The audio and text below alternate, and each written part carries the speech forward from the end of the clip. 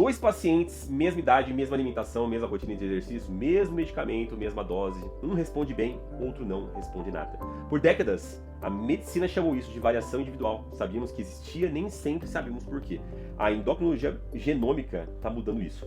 Eu tenho uma pesquisa publicada, minha, nessa área, sobre como os genes que regulam os hormônios, que controlam o peso, o metabolismo e o envelhecimento se comportam de forma diferente entre indivíduos e populações. O que eu quero te mostrar hoje é o conceito que mudou a forma como eu pratico a medicina.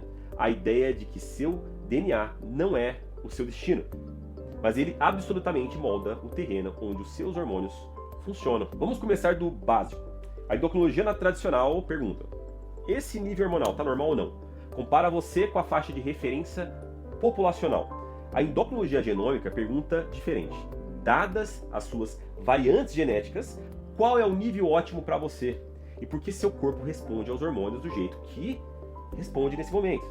A diferença importa porque os receptores hormonais são codificados por genes. E esses genes variam entre pessoas. Pega a leptina, o hormônio que sinaliza saciedade para o seu cérebro. Algumas pessoas têm variante no gene, no receptor de leptina, que reduz a sensibilidade do sinal. O cérebro recebe o sinal, está saciado, mas mais fraco. Precisa de níveis mais altos de leptina para atingir a mesma saciedade. Isso não é falha de caráter, é variante biológica. Isso não é falha de caráter, é variante biológica. Se você não sabe que ela está lá, trata o sintoma, ignora o mecanismo. Vou te dar 3 exemplos específicos da minha pesquisa, da minha prática clínica. Primeiro, gene LEPR. Não precisa lembrar. O gene do receptor de leptina. Variante em LEPR afetam o quanto o seu hipotálamo responde à leptina. A leptina é produzida pelas células de gordura proporcionalmente à massa de gordura. Ela diz para o cérebro reduzir o apetite e aumentar o metabolismo. Em variantes que reduzem sensibilidade do receptor do cérebro, não responde por completo ao sinal da leptina.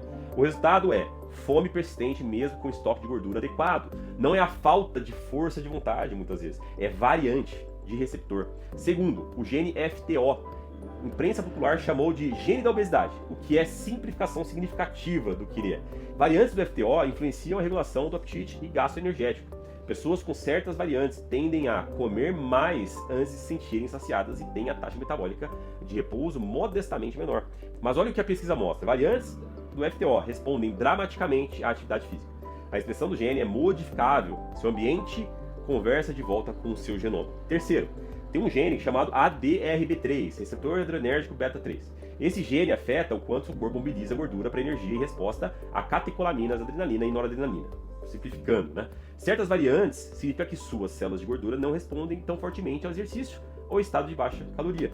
Você pode estar fazendo tudo certo e ver perda de gordura mais lenta, porque seu sinal de mobilização de gordura não é tão forte. Isso explica por que algumas pessoas respondem dramaticamente ao cardio e outras não. Mesmo esforço, contexto genômico diferente. Agora vamos conectar isso com saúde hormonal de forma mais ampla. Os hormônios mais relevantes para o envelhecimento metabólico são insulina, leptina, cortisol, testosterona, hormônio tireoidiano. Todos têm componente genético na sua sensibilidade e sinalização. Resistência à insulina, por exemplo, a gente não sabe o que a genética contribui substancialmente para a sensibilidade à insulina. Mas o quanto essa predisposição genética se expressa depende quase inteiramente dos inputs, das coisas que você coloca para dentro. Ou faz. Dieta, atividade, sono, carga de estresse. Esse é o coração da medicina genômica. Os genes carregam a arma, o ambiente puxa o gatilho. A implicação prática é a seguinte: se você tem predisposição genética para a sensibilidade à insulina reduzida, as intervenções importam mais para você do que para alguém sem essa predisposição. Não impossível, mais importante. A mesma lógica vale para a função tireoidiana, para o clearance, para a limpeza de cortisol, para a produção de testosterona. Cada um tem um componente genético que modula a resposta. Entender seu perfil genômico não te limita, te diz onde focar. Quero compartilhar algo pessoal aqui. A pesquisa que eu publiquei em 2023, na revista Boa Ciência, Negócios e Tecnologia, focou especificamente na manipulação genômica de genes relacionados a hormônios associados à obesidade. O que a pesquisa examinou foi como os genes codificam os hormônios, como leptina e grelina, os reguladores de fome, saciedade, se comportam em diferentes populações. A grelina é o hormônio da fome, a leptina é o hormônio da saciedade. Indivíduos com certos perfis genéticos, os dois não se equilibram do jeito que os livros descrevem. O sinal de fome é mais alto, o sinal de saciedade é mais baixo. E a implicação para a prática clínica é profunda. Você não pode dar a esses pacientes o mesmo protocolo e esperar o mesmo resultado. A intervenção tem que conversar com o contexto genômico. Não precisa pedir os exames, precisa ter essa percepção. Isso é uma medicina de precisão, não a medicina futurística. Medicina acontecendo agora e em consultórios dispostos a fazer a pergunta corretas. Então, qual é o passo prático disso? Primeiro, entender que variação individual em como você responde à dieta, exercício e intervenção hormonal não é aleatoriedade. Cada um reage da forma que tem na sua biologia. É uma explicação biológica. Se algo não funcionou para você, que funciona para os outros, tem motivo. Achar esse motivo é medicina. Segundo, teste genético para variantes, quando realmente necessários. Algumas empresas fazem isso, tem 23andMe, Ancestry, Laboratório de Genômica Clínica no Brasil, entregam um dado bruto que pode ser interpretado por médico, tá? que conhece desse assunto. Não é sobre ancestralidade ou cor dos olhos, é sobre predisposição à resistência insulínica, sua eficiência de clearance de cortisol, seus padrões de sensibilidade receptor. Terceiro, encontre um médico que pratica medicina, esse tipo de medicina.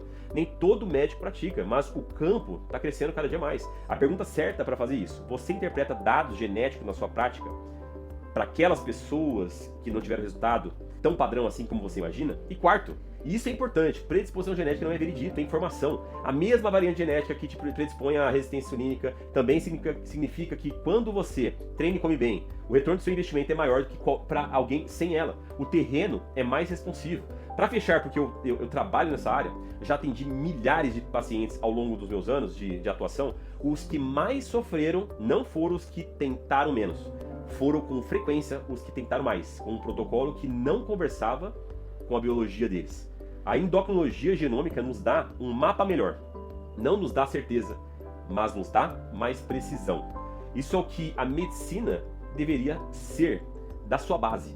Se você quer aprender mais sobre como hormônios e genética interagem, se inscreve, que os próximos vídeos dessa série vão mais a fundo em genética, cortisol, testosterona, alimentação, exames, tá bom? Então é isso, até o próximo.